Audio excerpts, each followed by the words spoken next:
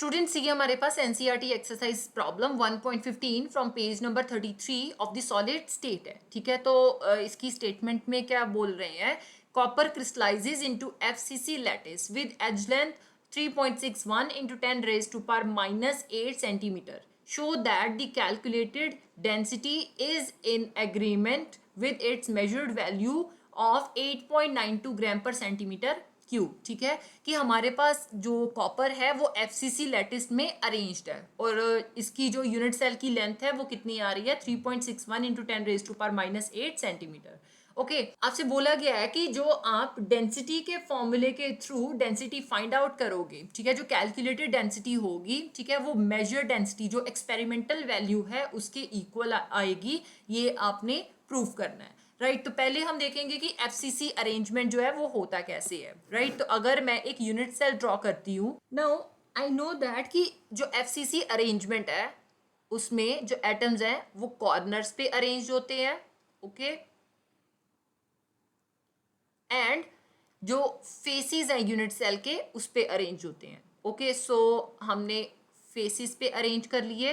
Right, अब क्या कह रहे हैं, कहते हैं कि आपको जो है डेंसिटी कैलकुलेट करनी है और ये प्रूव करना है कि जो एक्सपेरिमेंटल वैल्यू आई है ये जो कैलकुलेटेड डेंसिटी है उसी के इक्वल आ रही है। सो डेंसिटी के लिए हम फॉर्मूला कौन सा यूज करेंगे, D equal to Z into M by A cube into N A. Right, अब हमारे पास z की वैल्यू गिवन नहीं है लेकिन वो हम फाइंड आउट कर सकते हैं। z equal to contribution of atoms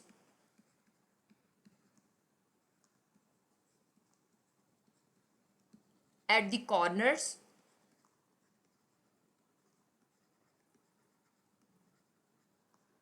plus contribution of atoms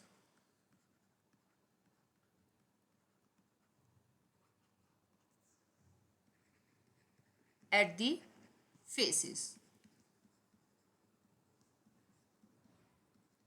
now अगर हम देखें तो हमारे पास जो कॉर्नर पे है वो टोटल 8 एटम्स अरेंज्ड हैं। राइट, और मुझे पता है कि जो एक एटम है, सपोज मैं इस एटम की बात कर रही हूँ, तो ये कितने यूनिट सेल्स के साथ शेयर्ड होगा, 8 यूनिट सेल के साथ। तो एक यूनिट सेल के लिए इसका कॉन्ट्रीब्यूशन कितना हो जाएगा, 1/8। Right, so contribution of atom at the corner कितना हो गया, 1/8 एक एटम का। टोटल एटम कितने हैं, 8 है। राइट, अब हमारे पास जो जो फेसिस पे एटम्स अरेंज्ड हैं, ऑब्वियसली ये जो यूनिट सेल है इसके ऊपर एक और यूनिट सेल होगा, तो डेफिनेटली ये जो एटम है हमारे पास, अगर मैं इस एटम की बात करूं तो ये 2 यूनिट सेल्स के साथ शेयर होगा। तो एक यूनिट सेल के लिए इसका कॉन्ट्रीब्यूशन कितना आ गया, हाफ। सो प्लस 1/2, टोटल कितने हमारे पास फेसिस पे 6 एटम्स हैं, तो इंटू 6 हो जाएगा। राइट, तो इसके साथ मैंने 8 के साथ 8 कैंसिल किया तो आई गेट 1। 2 के साथ जब मैंने 6 को डिवाइड किया तो आई गेट 3। ठीक है, तो z की value 1 + 3 that will B 4। Right, अब m ये आपको याद रखने की जरूरत है, एटॉमिक मास ऑफ कॉपर कितना होता है, 63.5 ग्राम पर मोल। मतलब कि मेरे पास जो 1 मोल ऑफ कॉपर एटम्स हैं उनका वेट कितना आएगा, 63.5 ग्राम। नाउ अब a की वैल्यू हमारे पास गिवन है। a का मतलब क्या है कि हमारे पास ये जो एज लेंथ गिवन है, ठीक है, इसकी वैल्यू कितनी है, 3.61 into 10 raised to power minus 8। सो आप a की वैल्यू लिख सकते हो, that is 3.61 into 10 raised to power minus 8 centimetre. Okay, so हमें फाइंड आउट क्या करना है, हमें ए क्यूब की वैल्यू फाइंड आउट करनी है। सो हम ए क्यूब देख लेंगे। So a cube will be cube of 3.61 into 10 raised to power minus 8 centimetre. ठीक है, तो जब आपने 3.61 का क्यूब किया तो you will gate 47.04 into 10 raised to power minus 8 into 3 हो जाएगा, क्योंकि पावर्स हमेशा हम मल्टीप्लाई करते हैं। सो 10 raised to power minus 24, ठीक है, सेंटीमीटर क्यूब आ गया। ए क्यूब की वैल्यू फाइंड आउट कर ली है। ठीक है, N A is Avogadro number of atom, 6.022 into 10 raised to power 23 atoms per mole आ गया। राइट, अब हमारे पास सारी वैल्यूज आ गई हैं, तो अब डी की वैल्यू फाइंड आउट कर सकते हो D विल बी, अब हमारे पास Z की वैल्यू कितनी आ रही है, 4 आ रही है, मतलब कि टोटल नंबर ऑफ एटम्स जो है वो इक्वल टू 4 एटम्स के बराबर कंट्रीब्यूशन शो कर रहे हैं, राइट। और M की वैल्यू 63.5 ग्राम पर मोल है। ए क्यूब की वैल्यू हमने फाइंड आउट की हुई है, that is 47.04 into 10 raise to power minus 24 centimetre cube आ गई। And N A 6.022 into 10 raise to power 23 atoms per mole है, राइट। सो अब हम यूनिट्स कैंसिल करेंगे, मोल इनवर्स के साथ मोल इनवर्स कैंसिल हो गया, एटम्स के साथ एटम कैंसिल कर दिए, राइट। और डी की वैल्यू जो है ऑब्वियसली ग्राम पर सेंटीमीटर क्यूब यूनिट आते हैं, राइट। सो अब हम सभी को सिंप्लीफाई कर लेते हैं, 4 इंटू 63.5 दैट विल बी 254, ठीक है, divided by 47.04 into 6.022 that will B 283.2। अब दोनों पावर्स मल्टीप्लीकेशन में है तो आप सिंपली ऐड कर दोगे, -24 प्लस 23 होगी। यूनिट्स देख लेंगे, ग्राम पर सेंटीमीटर क्यूब आ गए।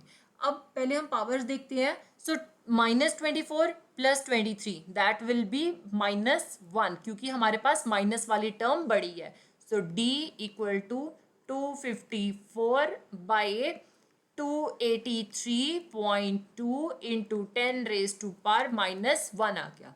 अब यहाँ पे 10 रेज टू पावर -1 है, जब आप इसको न्यूमरेटर में लेके जाओगे तो ये +1 हो जाएगा, दैट मीन्स इंटू 10 हो जाएगा 254, ठीक है। So you will get D equal to 254 into 10 by 283.2 gram per centimetre cube, right. So your value will be 2540 by 283.2 gram per centimetre cube.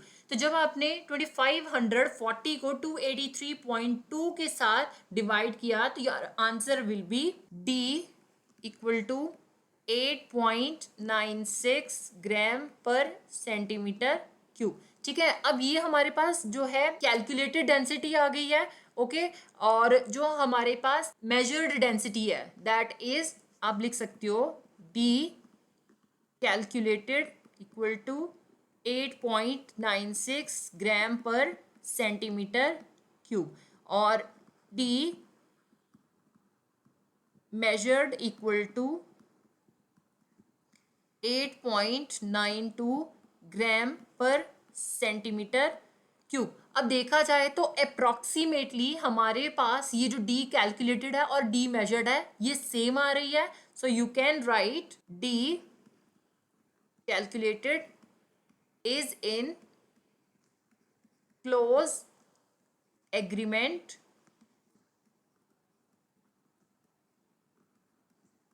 with the measured value।